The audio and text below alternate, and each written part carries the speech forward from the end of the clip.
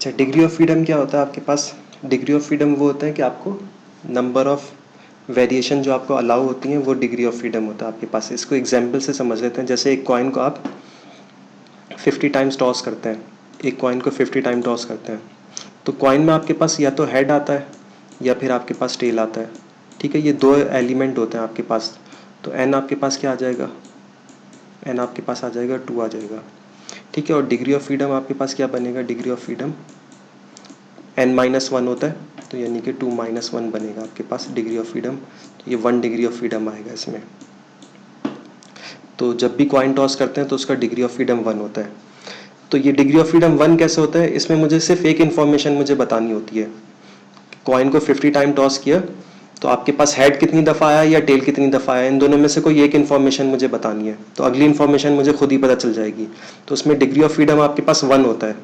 एक इन्फॉर्मेशन मैं बताऊंगा और दूसरी इन्फॉर्मेशन खुद ही पता चल जाएगी। तो जैसे 50 टाइम्स मैंने कॉइन को टॉस किया, तो अगर आप मुझसे पूछते हैं कि कितनी दफ़ा हेड आया, तो मैं आपको बोलूँ कि 20 टाइम्स टेल आया है। तो इसका मतलब है आपको खुद ही पता चल जाएगा कि हेड कितनी दफ़ा आया, 30 टाइम्स हेड आया।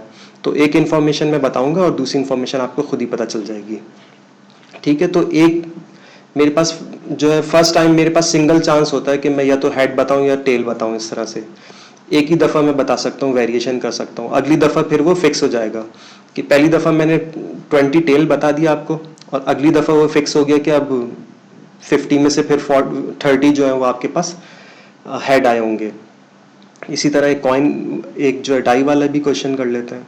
एक डाई को अगर मैं टॉस करता हूँ, इसका सबसे पहले डिग्री ऑफ फ्रीडम आपके पास क्या बनेगा? 5 बनेगा।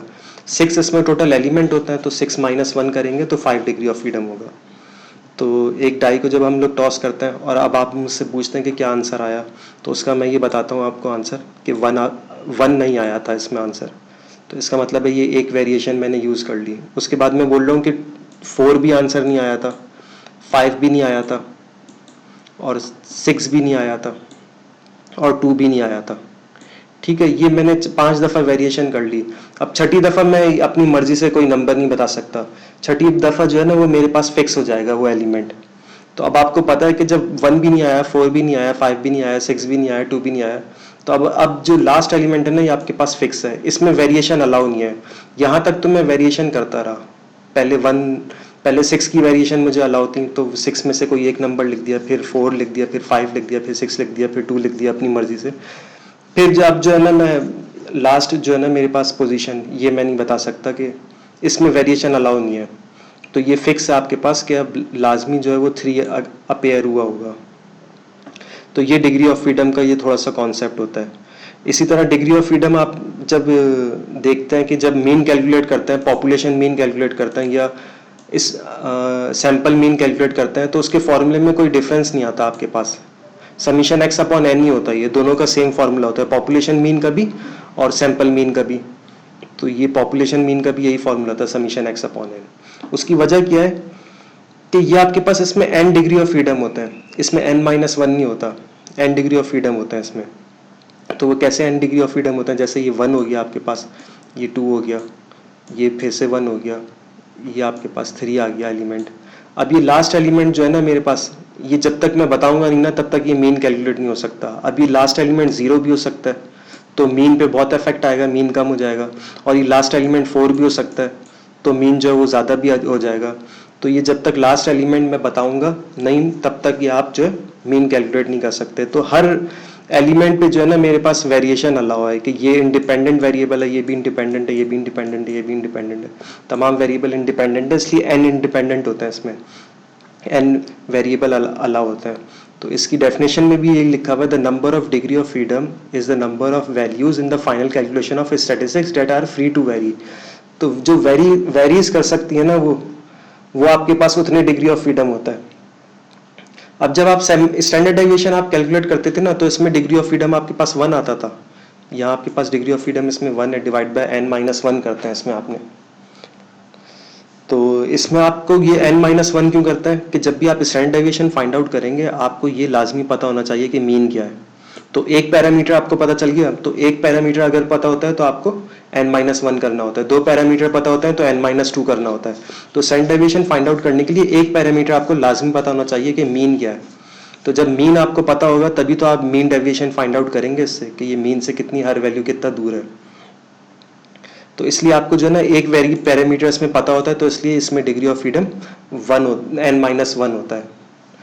तो अगर इसमें जैसे 3 एलिमेंट है मेरे पास, कोई किसी भी जो है प्रॉब्लम में 3 एलिमेंट होंगे मेरे पास, तो उनका मीन मेरे पास जो आ गया वो 10 आ गया, और नंबर ऑफ एलिमेंट जो है वो 3 है। ये तो मैंने बता दिया कि 3 एलिमेंट होंगे। तो पहला एलिमेंट की वैल्यू आपके पास क्या हो सकती है? अच्छा, ये मीन 10 कैसे आया होगा कि इनका सम जो होगा summation x divided by n, तो ये क्या होगा आपके पास 30 आया होगा समीशन x, फिर इसको डिवाइड बाय 3 करा होगा, तो ये आपके पास क्या बन गया होगा? 10 बन गया होगा। इस तरह से आया होगा ये। तो समीशन x जो मेरे पास 30 है। तो अब पहली वैल्यू मैं अपनी मर्जी से लिख सकता हूँ कि पहली वैल्यू हो सकता है कि 15 हो, दूसरी वैल्यू हो सकता है कि 5 हो। अब जो आखिरी तीसरी वैल्यू है ना, थर्ड वैल्यू, इसको मैं अपनी मर्जी से नहीं लिख सकता, क्योंकि मुझे समीशन x कितना बनाना है? 30 बनाना है। तो ये लास्ट वैल्यू आपके पास क्या होगी? ये फिक्स होगी आपके पास। लास्ट वैल्यू जो होगी वो फिक्स होगी, और वो क्या होगी आपके पास? लास्ट वैल्यू वो 10 होगी। ये 15 + 5 किया तो ये 20 बन गया। अब 20 में आपने लाजमी जो है 10 ही ऐड करना है। अब अपनी मर्जी से कोई नंबर नहीं बता सकता, 10 ही लाजमी ऐड करना है, तो जाके समीशन x जो है 30 बनेगा, और फिर वो डिवाइड बाय 3 होगा, तो 10 मीन आएगा आपके पास। तो ये एक पैरामीटर मुझे पहले से पता था, x बार, ये पैरामीटर पहले से पता था, इसलिए मुझे जो है ना आखिरी वाला जो है फ्री टू वेरी करने का मौका नहीं मिला मुझे, वो आखिरी वाला जो है फिक्स हो गया। तो इसलिए इसमें अगर आपके पास 1 2 3 n जो है वो 3 है आपके पास, तो डिग्री ऑफ फ्रीडम मेरे पास क्या था? 2 था। पहली में वेरीज कर सकता था, दूसरी वाली को भी वेरी कर सकता था, तीसरी वाली को वेरी नहीं कर सकता। तो नंबर ऑफ अलाउएबल वेरिएबल मेरे पास जो थे वो 2 हो गए मेरे पास इसमें। तो इसलिए जो आपके पास ये होता था कि स्टैंडर्ड डेविएशन को n-1 करते थे जब आप सैंपल फाइंड आउट कर रहे हैं, तो ये डिग्री ऑफ फ्रीडम n-1 होता था, और मीन पे कोई फर्क नहीं पड़ता था, भले आप सैंपल फाइंड आउट कर रहे हैं या पॉपुलेशन फाइंड आउट कर रहे हैं। तो ये थोड़ा सा कॉन्सेप्ट है डिग्री ऑफ फ्रीडम का।